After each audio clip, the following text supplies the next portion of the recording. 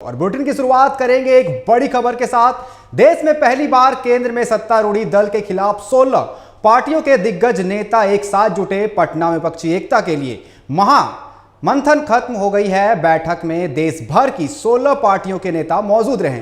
करीबन 4 घंटे तक चली इस बैठक में आगामी लोकसभा चुनाव में साझा उम्मीदवारी देने पर चर्चा हुई। साथ ही नीतीश कुमार को संयोजक बनाने पर भी चर्चा हुई। वहीं आम आदमी पार्टी के केंद्र के अध्यादेश का मुद्दा भी उठाया गया। सीएम आवास पर हुई इस बैठक में राहुल गांधी, मल्लिकार्जुन खड़गे, महबूबा मुफ्ती, अरविंद केजरीवाल, ममता बनर्जी, भगवत मान, एमके स्टालिन, लालू प्रसाद यादव, नीतीश कुमार समेत तमाम 16 पार्टियों के नेता मौजूद रहे।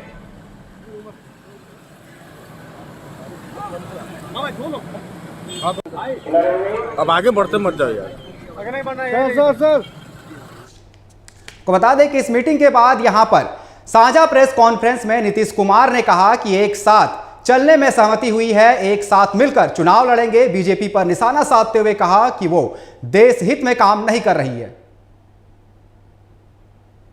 की बात आई और काफी अच्छी मुलाकात हुई है और एक साथ चलने की सहमति हुई है और उसके बाद अगली मीटिंग कुछ ही दिनों के बाद सब पार्टियों की एक और की जाएगी ताकि उसमें आगे का जो कुछ भी होता है, जो एक साथ तो चुनाव लड़ने के बारे में आज एक सहमति हो ही गई है और सब तरह का सहमति हुआ है, लेकिन एक मीटिंग इसके बाद होगी और वो यही करेंगे, मल्लिकार्जुन खड़गे जी करेंगे। उसके बारे में इन्होंने बता दिया है डेट और वो बताएंगे। अभी हम लोगों ने ही कहा कि जल्दी करना है तो ये लोग अगले महीने जल्दी से जल्दी करेंगे। एक मीटिंग हो जाएगा तो वो तो एकदम समझिए कि वो अंतिम रूप ले लेगा। कौन कहां लड़ेंगे, क्या है, सब चीज के बारे में सब हो जाएगा। तो सहमति थी, ये हो गया है और बहुत अच्छे ढंग से और सब लोगों ने माना है कि हम लोग मिलकर के चलेंगे और देश के हित में है।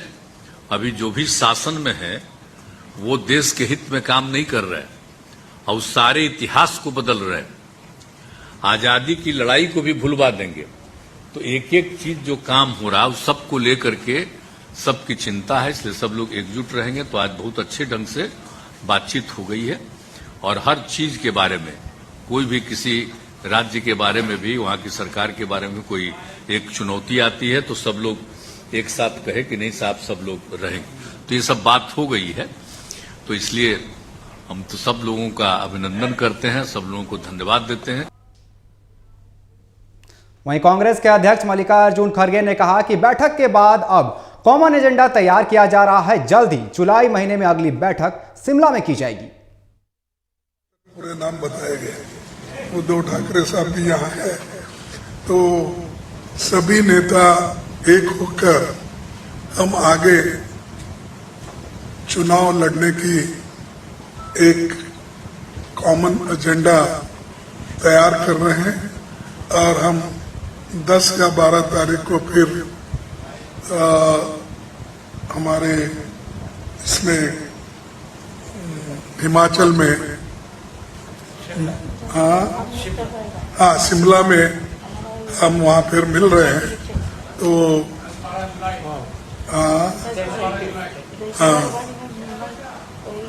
12 जुलाई बोलते ना,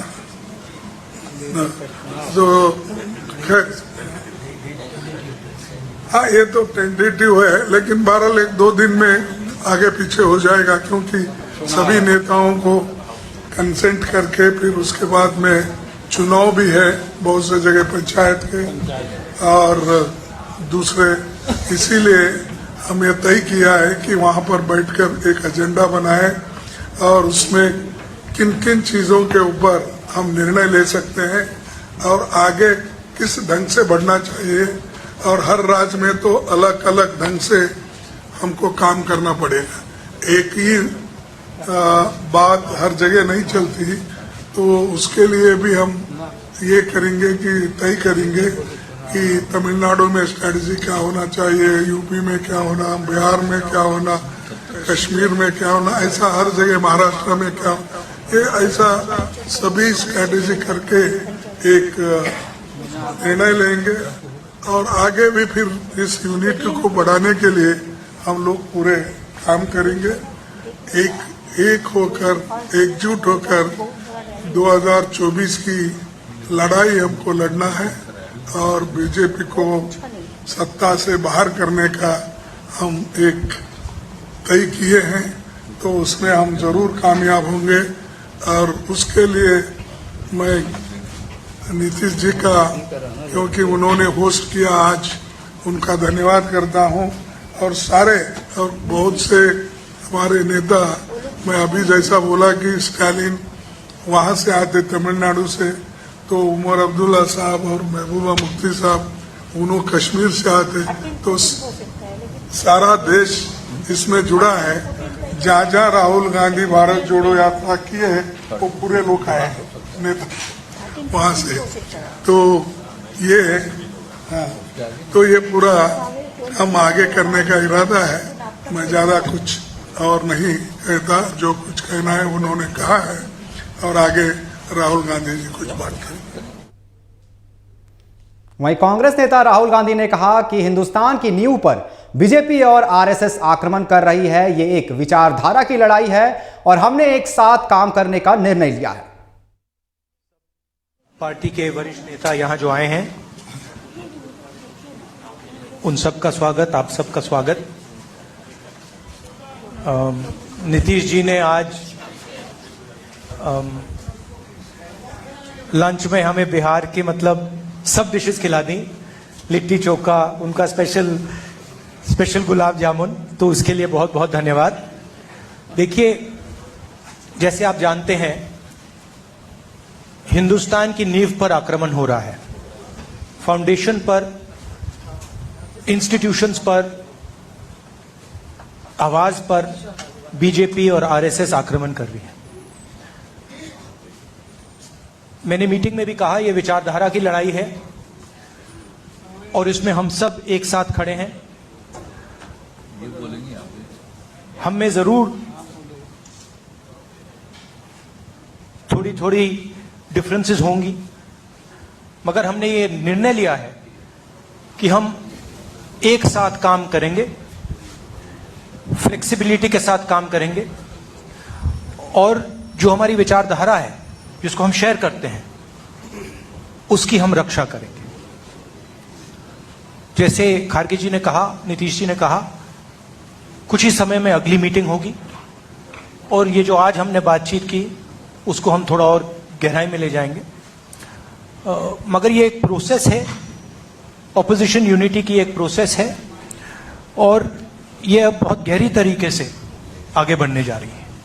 आप सबका धन्यवाद। वहीं पश्चिम बंगाल की मुख्यमंत्री ममता बनर्जी ने कहा कि हम एकजुट हैं। उन्होंने कहा कि पटना से जो भी काम शुरू होता है वो जन आंदोलन होता है और हमें विपक्ष ना बोले, हम देश प्रेमी हैं। बीजेपी पर आरोप लगाते हुए उन्होंने कहा कि जो उनके बारे में आवाज उठाता है उसके पीछे जांच एजेंसियां लगा दी जाती हैं। 17 पार्टी का मीटिंग हुआ है। बहुत सारे चीफ मिनिस्टर भी ये मीटिंग में आए हुए हैं। एक चीफ मिनिस्टर भी आए हुए हैं। बहुत अच्छा तरीका से मीटिंग ऑर्गेनाइज किया है।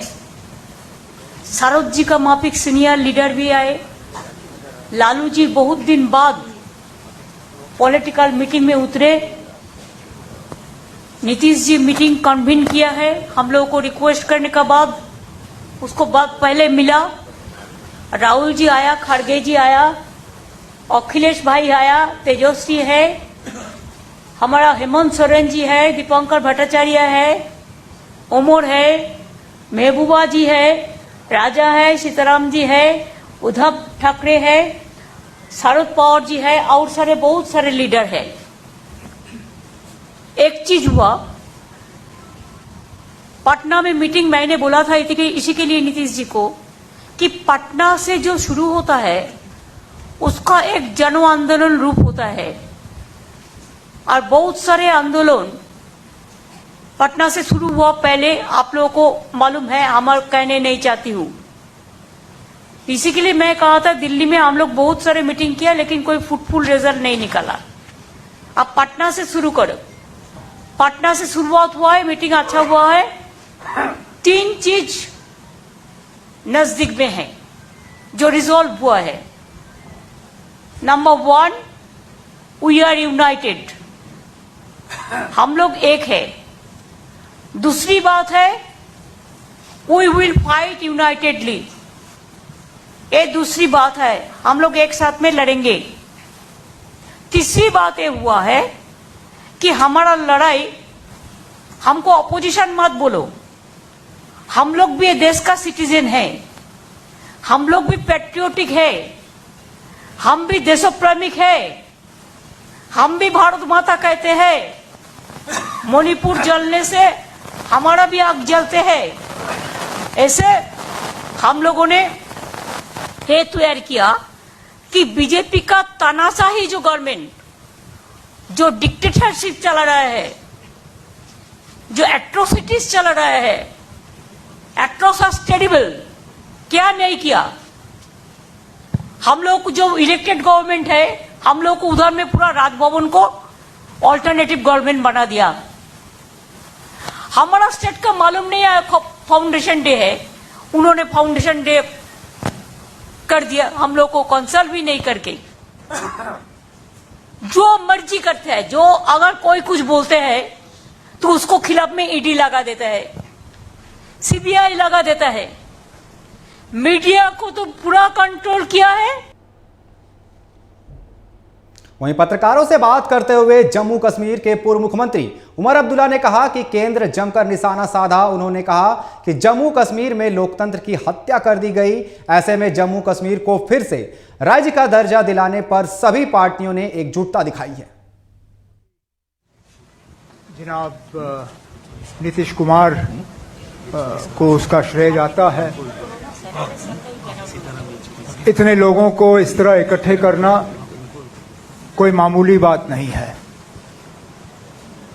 और मैं जानता हूं कि आप में से कईयों के लिए खबर ये नहीं होगी कि हम कितने पार्टियों के नुमाइंदे यहां बैठे हैं। शायद आप में से कुछ खबर इस चीज की बनाना पसंद करेंगे कि यहां पे कौन नहीं है। मुझे नहीं लगता है कि कौन नहीं है वो ज्यादा महत्व रखती है, बजाय ये कि कौन कौन यहां पे हैं। और बिल्कुल सही कहा, जम्मू कश्मीर से लेकर कन्याकुमारी तक मुख्तलिफ सियासी पार्टियों ने इस मीटिंग में हिस्सा लिया। मकसद हमारा ताकत हासिल करना नहीं है, इक़्तिदार हमारी मंजिल नहीं है। सत्ता की ये लड़ाई जो है ये नहीं लड़ी जा रही है। ये असूलों की लड़ाई है, ये विचारधारा की लड़ाई है, ये सोच की लड़ाई है, ये इरादों की लड़ाई है, ये मुल्क के आईन को बचाने की लड़ाई है। लड़ाई को सिर्फ इक़्तिदार की लड़ाई मत समझिए। हम मिल चुके हैं इस देश को बर्बादी से बचाने के लिए, इस देश को इस मुसीबत से निकालने के लिए, और सही मायने में इस देश में जमहूरियत को दोबारा जिंदा करने के लिए, डेमोक्रेसी को जिंदा करने के लिए। मैं और महबूबा मुफ्ती साहिबा इस मुल्क के एक ऐसे बदनसीब इलाके से ताल्लुक रखते हैं जहां जमहूरियत का दिन दहाड़े कत्ल किया जा रहा है। बड़ा अच्छा लगा कल अमेरिका में वजीर आजम साहब को जमहूरियत की बात करते हुए व्हाइट हाउस में, लेकिन उसके साथ साथ फिर अफसोस होता है कि ये जमहूरियत जम्मू कश्मीर तक क्यों नहीं पहुंचती। आखिरकार क्या वजह है कि 5 साल हो गए जम्मू कश्मीर में प्रेसिडेंट्स रूल के होते हुए। इससे पहले इतना लंबा अरसा सेंट्रल रूल का 1990s में रहा, जबकि हालात बहुत ही ज्यादा खराब थे। मैं तहे दिल शुक्रगुजार हूं अपने तमाम यहां पे जो सियासी साथियां हैं इनका। एक आवाज में इन्होंने जम्मू कश्मीर के साथ अपनी आवाज मिलाई। एक आवाज में इन्होंने कहा कि हमें अपना जमहूरी हक जो है वो मिलना चाहिए, जम्मू कश्मीर को दोबारा एक रियासत का दर्जा मिलना चाहिए और जम्मू कश्मीर में जल्द से जल्द फ्री एंड फेयर इलेक्शन हो जाने चाहिए ताकि लोग अपने मुस्तकबिल का खुद मालिक बने। इस तरह की मीटिंगें चलती रहें ताकि आने वाला जो सबसे पहले जो मैंने कहा सेमीफाइनल जो 4 अहम रियासतों में इलेक्शन होने जा रहे हैं, तेलंगाना, मध्य प्रदेश, छत्तीसगढ़, राजस्थान, उसके साथ साथ शायद मिजोरम में भी इलेक्शन है, तो उसकी तैयारी करते हुए ये पहला कदम है। अगली मीटिंग में भी हम इसी तरह और महत्वपूर्ण निर्णय लेने का जो है हम उम्मीद रखते हैं। मैं एक बार फिर नीतीश कुमार जी आपका तहे दिल शुक्रिया करता हूं। सीपीआईएम के महासचिव सीताराम येचुरी ने कहा कि बीजेपी इस देश को फांसीवादी हिंदुत्व राज्य बनाना चाहती है। ऐसे में उनकी एकजुटता इस संघीय ढांचा को बचाने की लड़ाई है।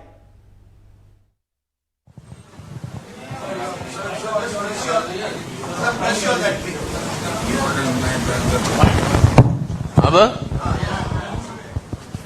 जी आपने सुना सभी को, तो मैं दोहराना नहीं चाहता हूं, लेकिन सबसे बड़ी मुख्य बात जिस वजह से 15 पार्टी आज इकट्ठा हुए हैं यहाँ पे, वो ये है कि हिफाजत करनी है आज हमारी देश का और अपने मुल्क का चरित्र। हमारा चरित्र है एक धर्मनिरपेक्ष जनतंत्र का गणराज, ए सेक्युलर डेमोक्रेटिक रिपब्लिक।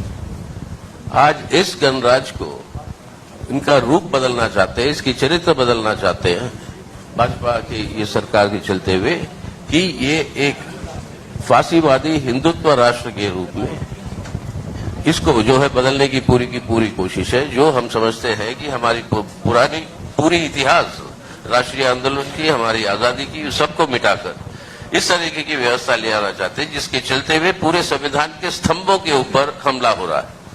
आपको धर्मनिरपेक्षता के ऊपर, जनतंत्र के ऊपर, आर्थिक स्वाभिमान के ऊपर, सामाजिक न्याय के ऊपर और फेडरलिज्म संघवाद के ऊपर, इसको बचाना है। और इसको बचाव के लिए हम सब इकट्ठा हुए हैं। आने वाले दिनों में राजनीतिक कार्यक्रम होंगे, सामूहिक तरीके से हम चलाएंगे। अब कई सारे जन आंदोलन भी होंगे जो जनता की समस्याओं के ऊपर, जैसे बेरोजगारी, महंगाई और ये बढ़ती हुई बिगड़ती हुई जो व्यवस्था है हमारे देश के नौजवानों की, ऐसे सवालों पर। और राज्यों में ठोस रूप से बातचीत होगी कि किस तरीके से चुनावी तालमेल हो ताकि हम सबसे ज्यादा से ज्यादा वोटों का बंटवारा का फायदा भाजपा को और सांप्रदायिक ताकतों को ना मिले। सीपीआईएमएल के महासचिव दीपांकर भट्टाचार्य ने भारतीय जनता पार्टी का नया नामकरण करते हुए उसे भारतीय सत्ता पार्टी कहा है। उन्होंने कहा कि बीजेपी सत्ता छोड़कर कुछ नहीं समझती है। को इस मीटिंग के लिए मुबारकबाद, धन्यवाद। नीतीश जी की मेजबानी तो ऐसी थी कि मुझे भी उन्होंने मेहमान बना दिया इस बार, और पहली बार ऑफिशियली हमको एयरपोर्ट में रिसीव किया गया पटना में। मेरे लिए बड़ा सुखद आश्चर्य की बात थी। तो जो मीटिंग थी, इस मीटिंग में हमें लगता है कि एक अच्छी शुरुआत हुई है और हम सब ने ये तय किया, एक तरह से आप कह सकते हैं कि हमारा साझा संकल्प है कि आज हम जिस मोड़ पर है, भारतीय जनता पार्टी, उसका नया नाम मिलना चाहिए भारतीय सत्ता पार्टी। सत्ता छोड़ करके और कुछ नहीं समझती है। मणिपुर जल रहा है 50 दिन से, उसका कुछ नहीं आता जाता है, उसकी अपनी सरकार है, डबल इंजन की वहां सरकार है। तो जब सत्ता के अहंकार से, अत्याचार से पूरा मुल्क परेशान है, वैसे में देश, जनता, संविधान और लोकतंत्र को बचाने के लिए तो हमें लगता है कि साझा संकल्प हमारा है। और शायद जब ममता जी कह रही थी कि पटना से हो, शुरुआत हो तो सफलता तक पहुंचे, तो शायद कहने का मतलब ये था कि बिहार सबसे ज्यादा आंदोलनों का प्रदेश है। तो आने वाला चुनाव बिल्कुल अपने आप एक आंदोलन बन जाए, देश में जन आंदोलन बन जाए। देश को बचाने के लिए हम लोग पूरी तरह इसकी कोशिश करेंगे और ये प्रक्रिया आगे बढ़ेगी और जरूर सफलता की मंजिल तक पहुंचेगी। वहीं झारखंड के मुख्यमंत्री हेमंत सोरेन ने भी पत्रकारों से बात की। उन्होंने कहा कि यह बैठक देश के लिए एक मील का पत्थर साबित होगा और हम सब मिलकर काम करते रहेंगे। कहा जाए कि वर्तमान देश के हालात को लेकर आप इस लोकतंत्र के चौथे स्तंभ के रूप में तो हैं, आप भी चर्चा करते हैं, तो वैसे चर्चा हम भी करते हैं। तो कहीं ना कहीं आज इस लोकतंत्र में कुछ चीजों पर बहुत तेजी से प्रहार दिखाई दे रहा है।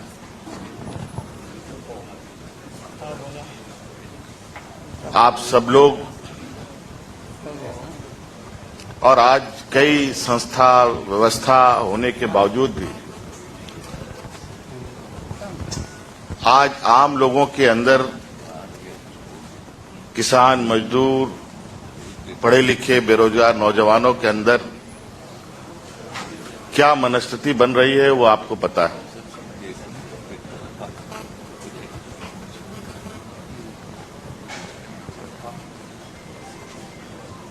इस देश की जो दुनिया में एक छवि रही है, अनेकता में एकता, जिसका लोहा आज से नहीं सदियों से दुनिया ने माना, वो अनेकता में एकता में भी दरारें पड़ने लगी। तो कहीं ना कहीं कुछ ना कुछ उसको दुरुस्त करने का, उसको रिपेयर करने का काम तो करेगा ही करेगा। वहीं उत्तर प्रदेश के पूर्व मुख्यमंत्री अखिलेश यादव ने कहा कि हम सब एक बड़ी जिम्मेदारी लेकर मिले हैं और सब मिलकर देश बचाने का काम करेंगे। का बहुत बहुत धन्यवाद और आभार प्रकट करूंगा।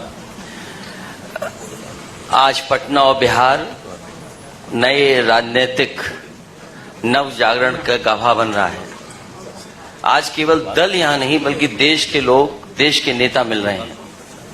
पटना का संदेश यही है आज के कार्यक्रम का कि हम सब लोग मिलकर के काम करेंगे, मिलकर के और देश को बचाने का, देश की जनता को और देश कैसे आगे बढ़े उस दिशा में लगातार हम लोग मिलकर के काम करेंगे। यही संदेश है।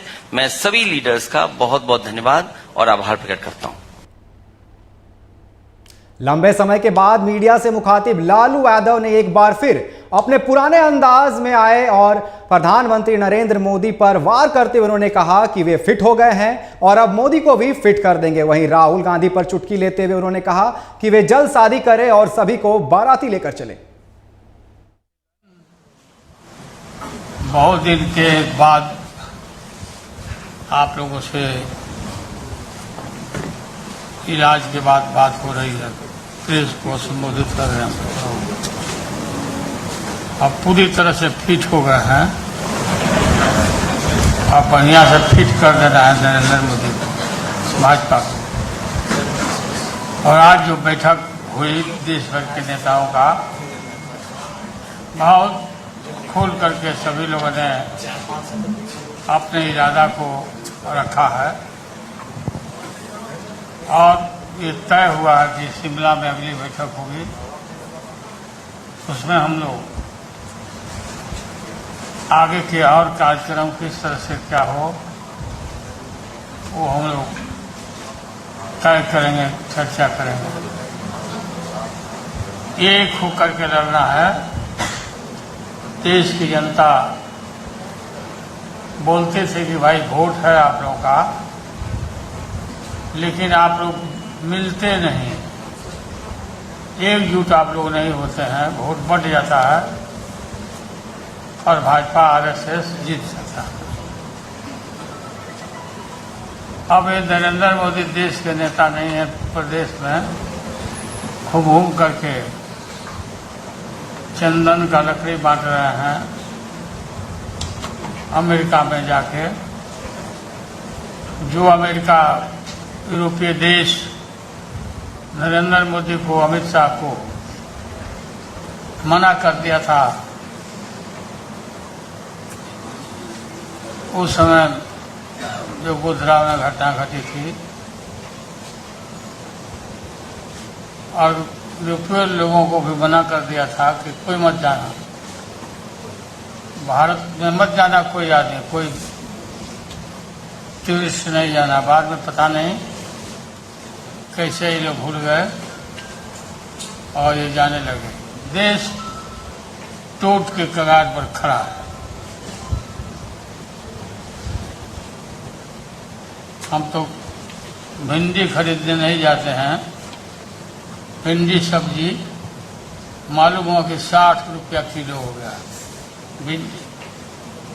आप पत्रकार लोग खरीदते होंगे, आपको आटा दाल का चावल का भाव मालूम होगा कि क्या हालत है।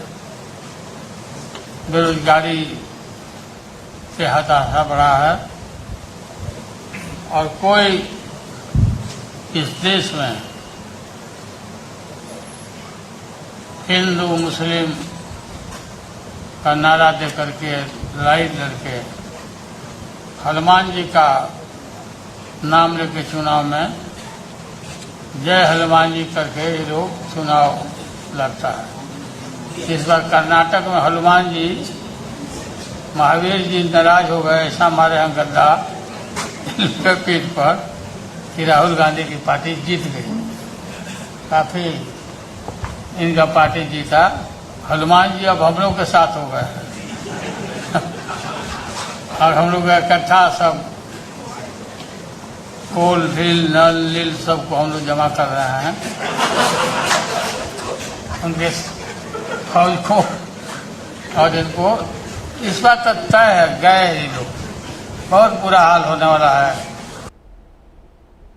वहीं विपक्ष के महामंथन पर प्रशांत किशोर ने निशाना साधा है। उनका कहना है कि नीतीश को मालूम है कि वे अपने दम पर कोई चुनाव नहीं जीत सकते हैं। उन्होंने कहा कि नीतीश कुमार मुख्यमंत्री का चेहरा बने या प्रधानमंत्री का, सच यह है कि बिहार उनकी जागीर नहीं है।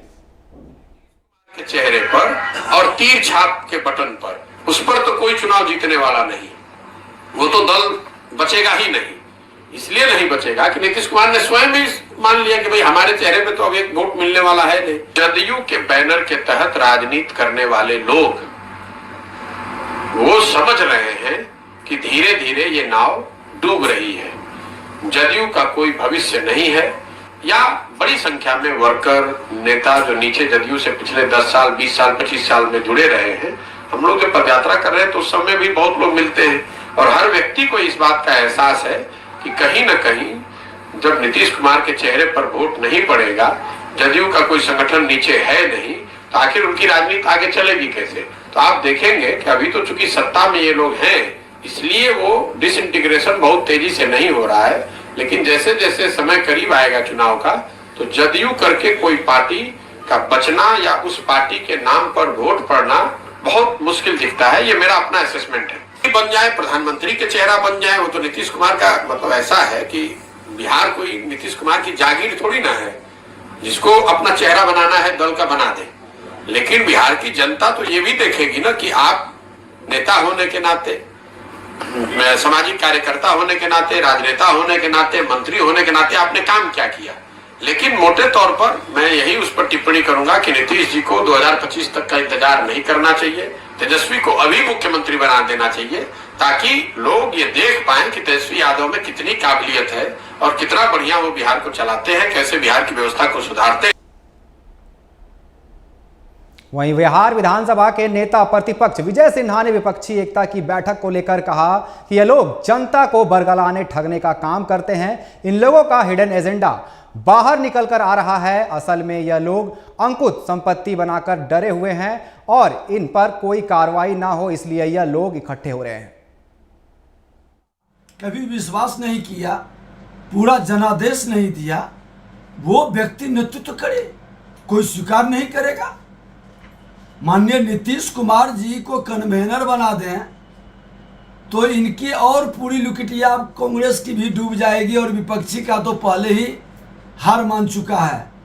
आज डरे सहमे लोग, ये विपक्षी एकता नहीं, ये भ्रष्टाचारियों की एकता है और ये भ्रष्टाचारी देश के अंदर भ्रष्टाचार युक्त भारत बनाने का ये संकल्प लेंगे लेकिन देश के प्रधानमंत्री नरेंद्र मोदी जी लाल किला से 15 अगस्त को घोषणा कर दिए हैं कि भ्रष्टाचार मुक्त भारत बनेंगे, लोकनायक का अधूरे सपना पूरा करेंगे।